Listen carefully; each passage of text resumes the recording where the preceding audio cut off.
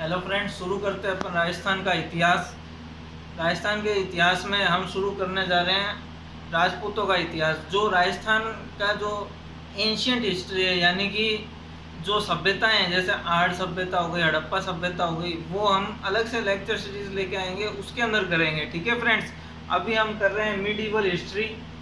ठीक है फ्रेंड्स, अब देखते हैं राजपूतों की उत्पत्ति। तो राजपूतों की जो उत्पत्ति है उसके लिए अलग अलग सिद्धांत दिए गए हैं।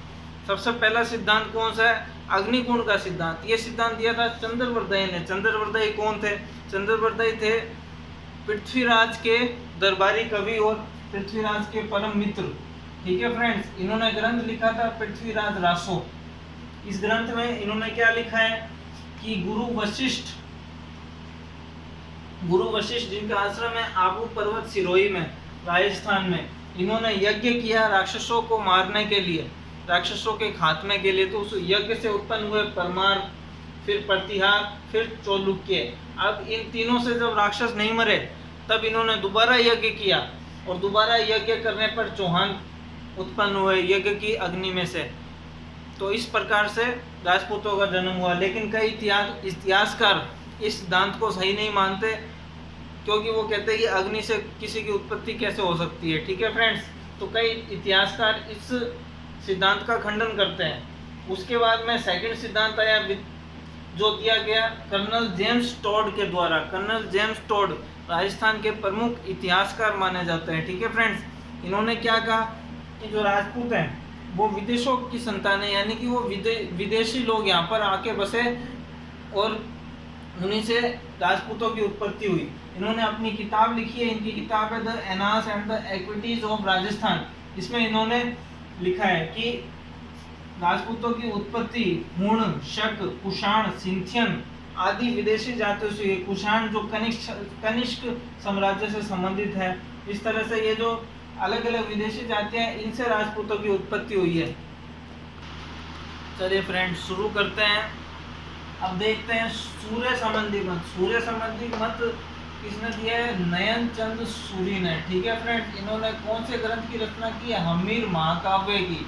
इसमें इन्होंने इसमें इन्होंने कहा है कि जो राजपूत है उनकी उत्पत्ति भगवान सूर्य से हुई है। ठीक है फ्रेंड्स, इसके अलावा एक और मत है आर्यों की संतान, यानी कि जो राजपूत है वो आर्यों की संतान है, प्राचीन क्षत्रियों की संतान है। ये जो मत है ये दिया गया है डॉक्टर सीवी वैद्य के द्वारा। ठीक है फ्रेंड्स, अब देखते हैं सूर्य संबंधी मत। सूर्य से उत्पत्ति हुई राजा विवस्वान की।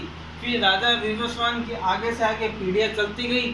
फिर इनकी पीढ़ी में आए राजा दशरथ। राजा दशरथ के पुत्र श्री रामचंद्र, जिसे हम सभी जानते हैं, उनके पुत्र थे लव और कुश। अब इन्हीं लव कुश के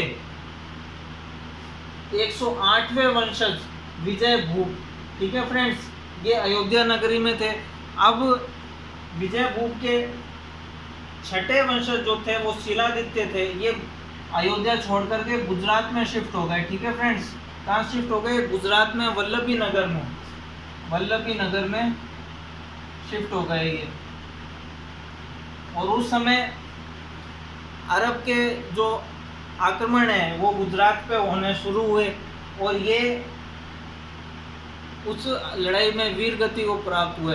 अरबों के आक्रमण से लड़ाई में वीर गति को प्राप्त हुए। इनकी जो पत्नी थी उनका नाम था पुष्पावती। ठीक है फ्रेंड्स, इनकी जो पत्नी थी उनका नाम था पुष्पावती।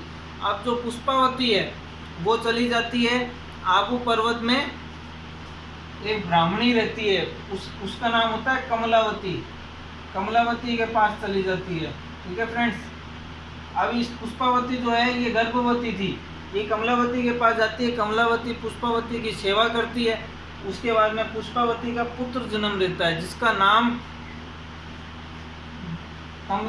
नाम पड़ता है गुहिल। ठीक है फ्रेंड्स, जिसका नाम क्या पड़ता है? गुहिल। ये जो गुहिल है यही आगे जाकर गुहिल वंश की स्थापना करते हैं, और मेवाड़ राजवंश की स्थापना होती है इसी वंश से। ठीक है फ्रेंड्स, अब राजा गुहिल को जन्म देने के बाद में इनकी माँ पुष्पावती सती हो जाती है। और इनका जो लालन पालन है वो वीरनगर की जो कमलावती है, जिनके यहाँ पे इनकी माँ ने शरण ली थी, ये कमलावती करती है। ठीक है फ्रेंड्स, अब इनका जो लालन पालन है ये गुफा में होता है, क्योंकि जो आक्रमणकारी है अगर उन्हें पता लगता कि ये राजा गोहिल जिंदा है तो इन्हें मार देते हैं, इसलिए इनका लालन पालन गुफा में होता है और इसी कारण इनका नाम पड़ता है गोहिल। ठीक है फ्रेंड्स, अब इन्होंने 566 ईस्वी में गोहिल वंश की स्थापना की, मेवाड़ में गोहिल वंश की स्थापना की। ठीक है फ्रेंड्स, और किसकी सहायता से ये राजा बने? भीलों की सहायता से इन्होंने अपना राजपाट प्रारंभ किया और भीलों से कर न लेने का भी वादा किया। अब जो मेवाड़ के जो राजपूत हैं वो सूर्य संबंधी है, ये उनके जो राष्ट्रीय ध्वज है उससे भी पता चलता है, जो उनका राज चिन्ह है उस राज चिन्ह में सबसे ऊपर तो सूर्य बना हुआ है। फिर एक साइड में भील योद्धा है जो भाला लेकर खड़ा है और दूसरी साइड में एक और योद्धा है जो तलवार लेकर खड़ा है। ठीक है फ्रेंड्स, इसके अलावा जो राज चिन्ह है उसमें नीचे लिखा है जो दृढ़ राखे धर्म को तिहि राखे तलवार। ठीक है फ्रेंड्स, यानी कि जो धर्म को सबसे ऊपर रखता है वही तलवार रखता है। ठीक है फ्रेंड्स, धर्म के अनुसार चलता है उसे तलवार रखने का अधिकार है। अब देखते हैं जो गोहिल वंश है इनके कुल देवता कौन है? तो इनके कुल देवता है एकलिंग नाथ जी, इनका मंदिर है कैलाशपुरी उदयपुर में। कुल देवी है बाण माता, इनका मंदिर है चित्तौड़गढ़ दुर्ग में और केलवाड़ा राजसमंद में। ठीक है फ्रेंड्स, और आराध्य देवी कौन है? इनकी आराध्य देवी का मंदिर है चार भुजा माता मंदिर हल्दी घाटी में। ठीक है फ्रेंड्स, और आराध्य देवता गढ़बोर का चार भुजा नाथ मंदिर यह है राजसमंद में।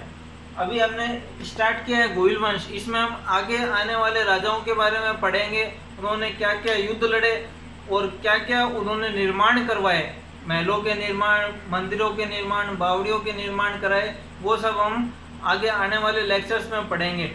ठीक है फ्रेंड्स, थैंक यू।